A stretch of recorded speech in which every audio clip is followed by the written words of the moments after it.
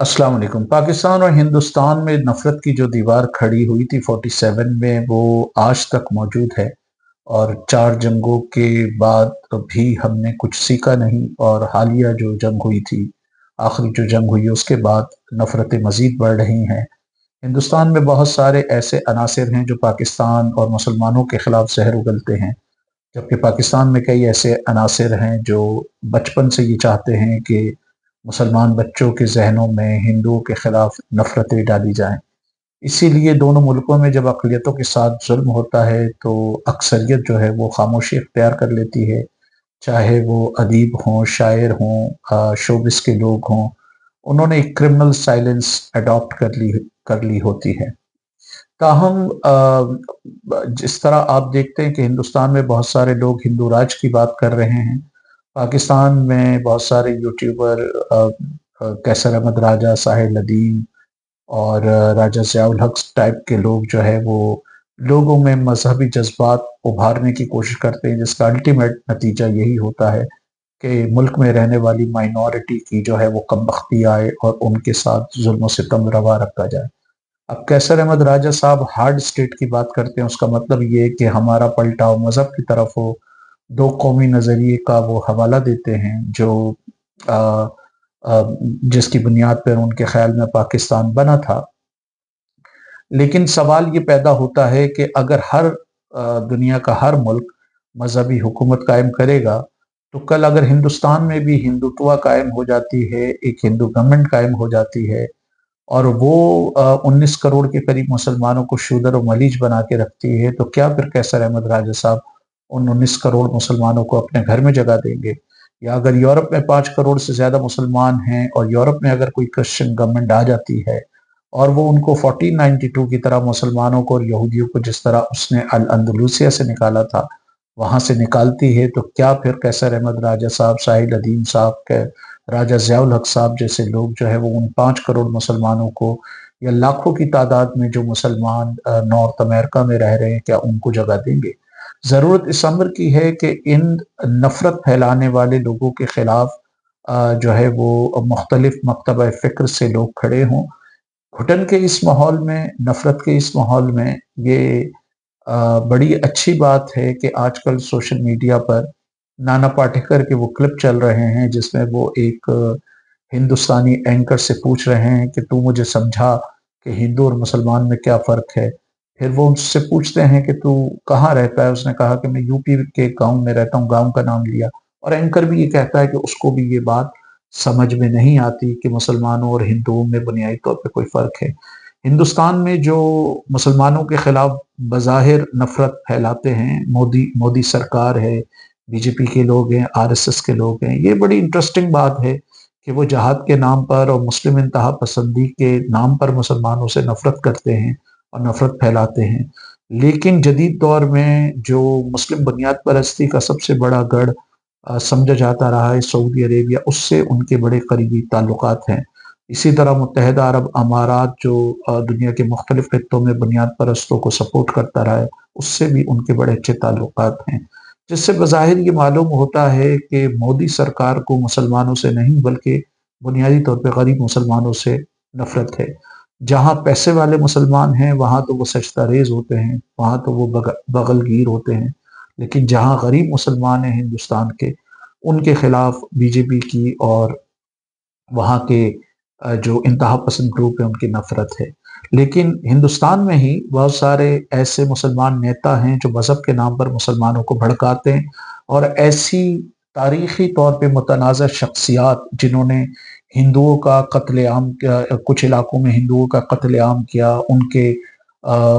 मंदिरों को जो है वो तोड़ा, उनको वो यूलोजाइज़ करते हैं, रोमांटिसाइज़ करते हैं। जिसका बुनियादी मकसद ये है कि हिंदुस्तान की अक्सरियती जो अवाम है, जो हिंदू है, उनके ज़ख्मों पे नमक छिड़का जाए।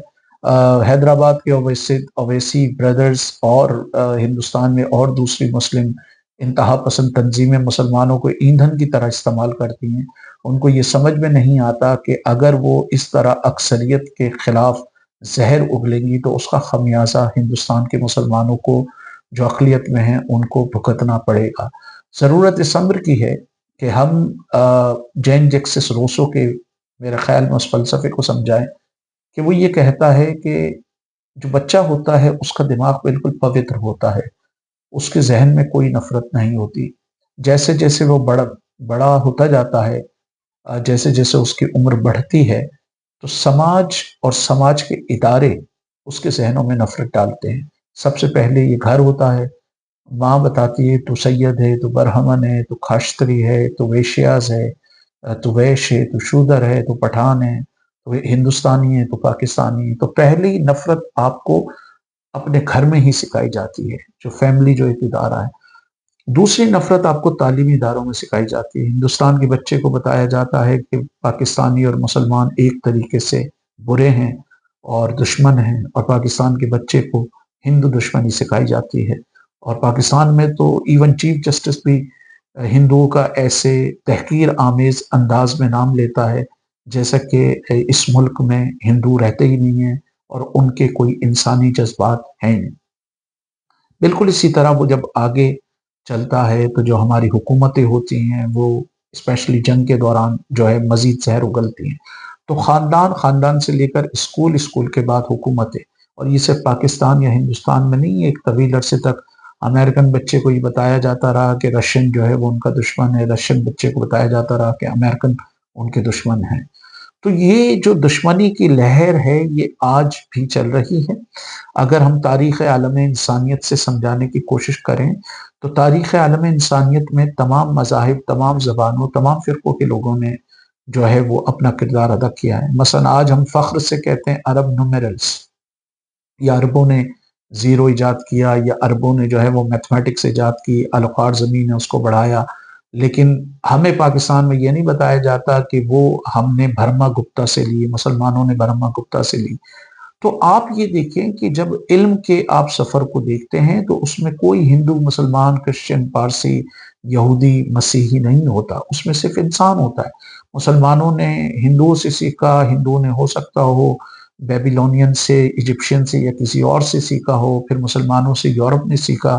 پھر یورپ سے آج چائنا، جاپان، ساؤتھ کوریا اور دنیا کے بہت سارے ممالک سیکھ رہے ہیں۔ تو تاریخ میں ہمیں کہیں یہ نظر نہیں آتا کہ کوئی ہندو، مسلمان، پارسی، کرسچن ہے، بلکہ تاریخ میں ہمیں انسان نظر آتا ہے۔ آپ کوئی بلب اس لیے نہیں توڑ سکتے کہ وہ ایڈیسن نے بنایا تھا اور آپ مسلمان ہیں اور ایڈیسن کرسچن ہے تو آپ اس بلب کو استعمال نہیں کریں گے۔ آپ میتھمیٹکس کی کتابیں اس لیے نہیں پھاڑ سکتے کہ وہ ہندوؤں کی ایجاد تھیں۔